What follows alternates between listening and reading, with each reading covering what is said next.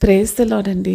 నేటి దినవాక్యం ఫిలిప్పీలకు రాసిన పత్రిక 1వ అధ్యాయం 5వ వచనం.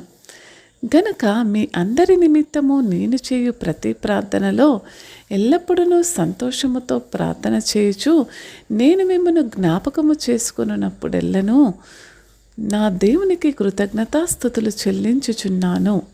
చిన్న ప్రార్థన చేసుకుంటున్నాను. మహాపరిశుద్ధుడగు దేవా, ప్రభా మరి మీకే వందనాలు. ప్రభా మరి మా ప్రతి అవసరతను తీరుస్తున్న దేవా నీకే కృతజ్ఞతలు. ప్రభా మరి పౌలు ద్వారా ప్రభా మరి కృతజ్ఞత పూర్వకమైన హృదయంతో ఏ విధంగా నడవాలో మాతో సూటిగా మాట్లాడమని బతిమాలుకుంటున్నాను. ఏ స్నేహంలో ప్రార్థిస్తున్నాను తండ్రి, ఆమెన్. ఫిలిప్పీలకు రాసిన లేఖ గురించి ముఖ్యంగా ఆసక్తికరమైన విషయం ఏమిటంటే, అపోస్తులుడైన పౌలు ప్రభువులో తనకు ఉన్న ఆనందం మరియు కృతజ్ఞత గురించి వ్రాసేటప్పుడు మరి ఇది కూడా మరి ఆనందం మరియు కృతజ్ఞత గురించి రాస్తున్నాడు నిజమే, కానీ అది జైలు నుండి రాస్తున్నాడు అన్నది ముఖ్యాంశం. కాబట్టి మనం ఆలోచించే మరియు కృతజ్ఞతతో కూడిన సమయం ఉన్నప్పుడు మరి అది ఏ స్థితి అయితే అది ఎక్కడున్నా సరే మరి దేవుణ్ణి స్తుతించవచ్చు, ఆయనకు కృతజ్ఞతాస్తుతులు చెల్లించవచ్చు అన్నది ముఖ్యం. అయితే ఈ లేఖ ఫిలిప్పీలోని క్రైస్తవులకు రాయబడినందున పౌలు మరియు తిమోతిలు కలిసి ఉన్నారని మనం చూడవచ్చు. అయితే పౌలు తనను తాను అపోస్తులునిగా కాదు కానీ బానిస అని పిలుచుకోవడం మనకు ఎంతో ఆశ్చర్యం కలిగిస్తుంది.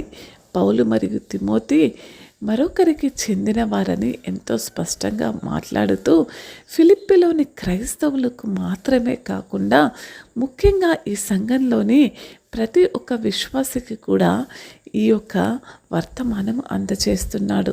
ముఖ్యంగా ఏమంటున్నాడంటే, దేవునికి కృతజ్ఞతాస్తుతులు తెలుపుతున్నానని మరియు తాను చేసే ప్రతి ప్రార్థనలో దేవునికి కృతజ్ఞతాస్తుతులు తెలుపుతున్నానని చెబుతూ, వాస్తవానికి ఈ ఫిలిప్పీ క్రైస్తవుల కారణంగా అతని ప్రార్థనలు మరి దేవుని దగ్గరికి ఎంతో మధురంగా వెళుతున్నాయని మరి ఈ లేఖనం చదువుతున్నప్పుడు మనం గ్రహించగలము. చూడండి, అయితే నేటి సమాజంలో సహవాసానికి ధన్యవాదాలు అని తెలియచేస్తున్నాడు పౌలు. అయితే ఈ సహవాసం అనే పదాన్ని మనం ఈ నేటి సంఘాలలో చూసినట్టయితే ఫెలోషిప్స్ అంటున్నారు. అయితే ఈరోజు మరి దీనికి చక్కగా పెట్టబడిన పేరు అది. ఆ ఫెలోషిప్ అనే భావన గురించి కొద్దిసేపు ధ్యానిద్దాం.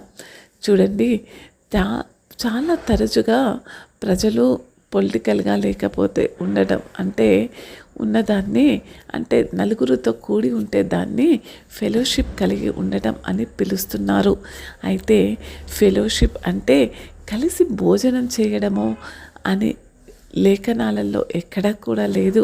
అయితే కొత్త నిబంధనలో ఫెలోషిప్ అని తరచుగా మనం సంఘం అంటే సహవాసం అని అనుభవించబడింది, అవునా కాదా?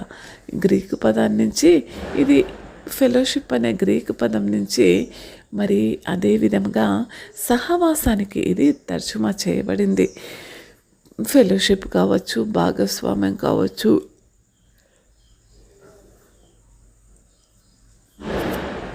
లేకపోతే పాల్గొనడం అని కూడా అనొచ్చు. నిజంగా ఏమిటని ఇక్కడ మనం చూద్దాం. ఇది సువార్తకు సంబంధించింది. నిజంగా సహవాసం అంటే కలిసి తినడం కావద్దు. సహవాసం అంటే కలిసి కాఫీ తాగడం కూడా కాదు. సహవాసం అంటే ఒక చర్చ్ భవనంలో ప్రతి ఆదివారమో లేకపోతే ఉపవాస కూడికకో లేకపోతే ఇంకా ఏదో మరి కృతజ్ఞత కూడుకోవటం కాదు. ఫెలోషిప్ అంటే సువార్తలో కలిసి పని చేయడం అని దాని అర్థం. సహవాసం అంటే ఏంటంటే ఒక విశ్వాసి ఒక సహవాసం కలిగి ఉన్నాడంటే దాని అర్థం ఏంటంటే సువార్తలో కలిసి పని చేయడం అని దాని అర్థం. ఫెలోషిప్లోని క్రైస్తవులు పౌలుతో కలిసి సువార్తలో పనిచేస్తున్నందున పౌలుకు ఆనందం మరియు కృతజ్ఞత కలుగుతుంది. అయితే ఒక సహవాసంలో ఉంటే సువార్తలో కలిసి పని చేయడం అని వాళ్ళు గమనించుకోవాలి. ఈనాడు మీలో అనేకులు మరి ఏవో అనేక సంఘాలలో పాలిభాగస్తులు కావచ్చు. అయితే ఆ సంఘాలలో పాలిభాగస్తులం అవుతున్నామంటే ఆ సంఘ సువార్త పనిలో మనం పాలిభాగస్తులుగా ఉన్నామా లేదా మిమ్మల్ని మీరు పరీక్షించుకోవాలి. మనం సువార్తలో కలిసి పని చేయకపోతే నిజంగా మనకు ఫెలోషిప్ లేకపోతే సహవాసం అనేది ఉండదు. అయితే ఆదివారం హాజరు అంటే ఫెలోషిప్ కాదని ఇంతకుముందే మీకు చెప్పాను. దానితో పాటు మీరందరూ సహవాసంతో కూడి వాక్యం వింటున్నాం కదా మీరు అనుకోవచ్చు. అది కూడా ఫెలోషిప్ కాదు. సువార్తలో భాగస్వాములుగా ఉండడం అంటేనే ఫెలోషిప్. దయచేసి మనం ఒక వ్యక్తిని నియమించుకొని మన కోసం పని చేయించుకోవడం అనేది మనం ఇక్కడ చూస్తున్నాం అనుకుంటే మరి అది నిజంగా మరి పని వారి కిందకే వస్తారు, అవునా కాదా? కానీ దేవుడు సహపనిచారి అయ్యారని మనం గుర్తుంచుకోవాలి. మనం సువార్తలో కలిసి పని చేయాలని మరి దేవుడు దానిని మన భాగస్వామ్యం సహవాసం అని పిలుస్తాడు, అవునా కాదా?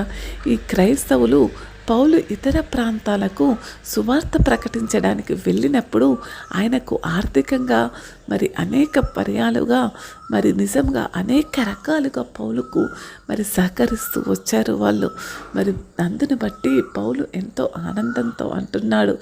ఆనందం అంటే ఇక్కడ అపోస్తుడైన పౌలు ఆనందంగా ఉన్నట్లు నిజంగా మరి నోటి మాటలతోటో తన హృదయ భావనతోటో చెప్పట్లేదు, కానీ మనస్ఫూర్తిగా ఆనందం అంటే మరి సంపూర్ణమైన సంతోషం, ప్రభు ఇచ్చిన ఆనందాన్ని తన హృదయంలో ఉంచుకొని మాట్లాడుతున్నాడని మనం గ్రహించవచ్చు. సువార్త అనేది మన సంబంధాలకు కేంద్రంగా ఉండాలి. లేకపోతే మనం ఒకరినొకరు పట్టించుకున్నట్లు నటించినట్టే అని ఇక్కడ మాట్లాడుతూ నిజంగా కలిసి కట్టుబడిగా ఉండడం అనేది సువార్తలో మనల్ని ముందుకు తీసుకువెళ్తుందని, సువార్తలో మనకు ఉన్న ఈ భాగస్వామ్యం ముఖ్యమైనదని, ఎందుకంటే మనం నీతి సాధనలుగా మనల్ని మనం సమకూర్చుకోవడంలో కలిసి పనిచేసే శరీరంగా పరిగణించాలని లేఖనాలు చెబుతున్నాయి. మనం ప్రభు చిత్రాన్ని మన జీవితాలలో మరి మన సహవాసంలో పనిచేసే ఒక సౌలభ్యం ప్రభుకి మనం ఇవ్వాలి. అయితే మీరు అనుకోవచ్చు మనం ఎలా కలిసి పని చేయాలి అని. సువార్త పనిలో మనం ఒకరితో ఒకరు కలిసి ఉండవలసిన సహవాసం ఏమిటి అంటే కొత్త నిబంధన మనకు ఒకరితో ఒకరు పని చేయాలని చెప్తుంది, అవునా కాదా? కొత్త నిబంధనలో ఒకరినొకరు ప్రోత్సహించుకోవాలని, ఒకరినొకరు ప్రేమించుకోవాలని, ఒకరి భారాలను ఒకరు భరించాలని, ఒకరు ఆతిథ్యం ఇవ్వాలని, ప్రేమ మరియు మంచి పనులకు ఒకరినొకరు ప్రేరేపించాలని, ఒకరితో ఒకరు సామరస్యంగా జీవించాలని, ఒకరితో ఒకరు బోధించాలని, ఒకరి పట్ల ఒకరు శ్రద్ధ వహించాలని, ఒకరు ఓదార్చాలని, ఒకరి కోసం ఒకరు ప్రార్థించాలని, ఒకరితో ఒకరు పాపాలను ఒప్పుకోవాలని, ఒకరితో ఒకరు ఏకీభవించాలని, ఒకరితో ఒకరు సేవ చేయాలని, ఒకరినొకరు దయగలిగి ఉండాలని, ఒకరినొకరు క్షమించాలని, పాడాలని, ఒకరికొకరు లోబడాలని, ఒకరికొకరు తప్పిపోయినప్పుడు ఉపదేశించుకోవాలని, ఒకరు మంచి చేయడానికి ప్రయత్నించాలని, మరియు ఒకరి పట్ల ఒకరు వినయం చూపించాలని మనకు ఆజ్ఞాపించబడింది, అవునా కాదా? ఇవి కేవలము దేవుని సన్నిధిలో మనం కలిసి భోంచేసే ఆహారం కాదు. ప్రతి పరిస్థితిలో క్రైస్తవ సహవాసంలో మనం ఉన్నామంటే ప్రతి ఒక్కరికి ప్రతి పరిస్థితిలో నువ్వు నాకు నేను నీకు ఉన్నామని, దేవుడు మనకు తోడుగా ఉన్నారని మనం ధైర్యం చెప్పుకునే స్థితిలో ఉండడమే సంఘం యొక్క సారాంశం, ఒక సహవాసం యొక్క సారాంశం. మరియు కృతజ్ఞతతో ఈ విషయాలను కలిసి పనిచేయడం ద్వారా మన జీవితాలలో దేవునికి కృతజ్ఞత చూపగలుగుతాం. ఈ విషయాలలో కలిసి పాల్గొనడం మన జీవితాలలో ఎంతో మరి కృతజ్ఞతకు మనల్ని నడిపిస్తుంది. చూడండి, మీలో మంచి కార్యమును ప్రారంభించిన వాడు యేసుక్రీస్తు దినమున దానిని పూర్తి చేయునని నేను నిశ్చయించుకున్నానని పౌలు వారితో మరి ఎంతో ముఖాముఖిగా పవిత్రీకరణకు మనకు కృతజ్ఞత అనేది మనల్ని ఎంత పవిత్రంగా దారి చేస్తుందో, పవిత్రతకు దారి తీస్తుందో దేవాతి దేవుడు ఎంతో సులువుగా మనతో మాట్లాడుతున్నాడు.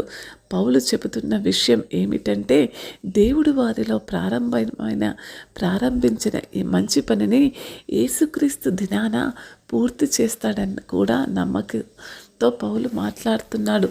అందుకే ఈ సంఘంలో సహవాసం కలిగిన మనమందరం కూడా మరి ఇట్టి కార్యాలను ఒకరితో ఒకరు సంపూర్ణ హృదయంతో జరిగించి కృతజ్ఞత కలిగి ఉండాలని నేను ప్రార్థిస్తున్నాను.